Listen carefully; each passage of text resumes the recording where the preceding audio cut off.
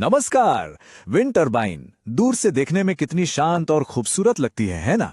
लेकिन जरा सोचिए, जो लोग इन विशाल मशीनों पर काम करते हैं, उनके लिए ये दुनिया की सबसे जोखिम भरी जगहों में से एक है। आज हम उन्हीं जरूरी सुरक्षा प्रोटोकॉल्स को समझने वाले हैं जो टेक्नीशियंस की जान बचाते हैं। ये पूरी जानकारी पवन सिंह द्वारा प्रस्तुत की गई है।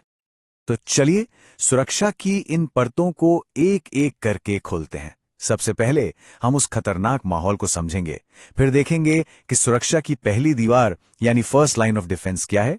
इसके बाद सुरक्षा के लिए जरूरी साजो सामान पर नजर डालेंगे, फिर जानेंगे कि असल खतरों से कैसे निपटा जाता है, और आखिर में बात करेंगे फाइनल सेफ्टी नेट की, जो हर हाल में सुरक्षा पक्की करता है। सबसे पहले हमें उस दुनिया को समझना होगा जहां ये टेक्नीशियंस काम करते हैं। वो जगह जहां जमीन पैरों के नीचे नहीं बल्कि सैकड़ों फीट नीचे होती है और खतरा हर कदम पर साथ चलता है। तो देखिए, यहां खतरों को मोटे तौर पर 4 हिस्सों में बांटा गया है। पहला है वर्टिकल हैजर्ड, मतलब सीधी सीधी ऊंचाई का खतरा। दूसरा कन्फाइंड स्पेस, टरबाइन के अंदर की वो तंग जगह जहां फंस जाने का डर हमेशा बना रहता है। तीसरा है बाहरी चीजें, जैसे कि पल में बदल जाने वाला मौसम। और चौथा है सिस्टमिक रिस्क, यानी हाई वोल्टेज बिजली का जानलेवा करंट। तो इतने सारे खतरों के बीच सुरक्षा का पहला घेरा कैसे बनता है? ये काम शुरू होने से भी पहले शुरू हो जाता है, कागजों पर, प्लानिंग में। इसे कहते हैं एडमिनिस्ट्रेटिव कंट्रोल्स। ये परमिट एक तरह से सुरक्षा का दरवाजा है। इन्हें गेट कीपर ही समझिए, चाहे ऊंचाई पर चढ़ना हो या बिजली का काम करना हो। हर खतरनाक काम के लिए एक अप्रूव्ड परमिट चाहिए ही चाहिए। सीधा सा नियम है, नो टिकट नो एंट्री। और फिर होती है रोज की टूल बॉक्स टॉक। ये सिर्फ एक मीटिंग नहीं है, ये टीम को एक दिमाग की तरह सोचने का तरीका है। आज हवा कैसी है, रेस्क्यू का प्लान क्या है, आपस में इशारे कैसे करेंगे, ये सब कुछ पहले ही तय हो जाता है। चलिए अब बात करते हैं उन चीजों की जो हर टेक्नीशियन की अपनी पर्सनल बॉडीगार्ड होती हैं, यानी उनके पर्सनल प्रोटेक्टिव इक्विपमेंट। यहां स्क्रीन पर जो भी दिख रहा है, इनमें से एक भी चीज ऑप्शनल नहीं है। ये सब पहनना ही पहनना है। गिरने से बचाने वाला फुल बॉडी हार्नेस, सिर के लिए हेलमेट, हाथों के लिए दस्ताने और खास सेफ्टी शूज जो फिसलने नहीं देते। इनके बिना काम करने के बारे में कोई सोच भी नहीं सकता। नियम तो बन गए, गियर भी पहन लिया, पर असल काम के वक्त ये चीजें कैसे काम करती हैं? आइए देखते हैं जब टेक्नीशियन सीधे सीधे खतरों का सामना करते हैं।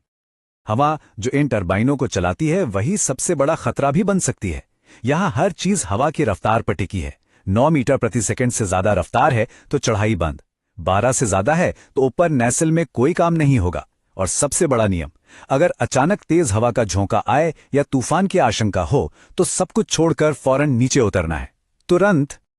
और अब आता है ऊंचाई पर काम करने का सबसे जरूरी नियम, 100% टाई ऑफ।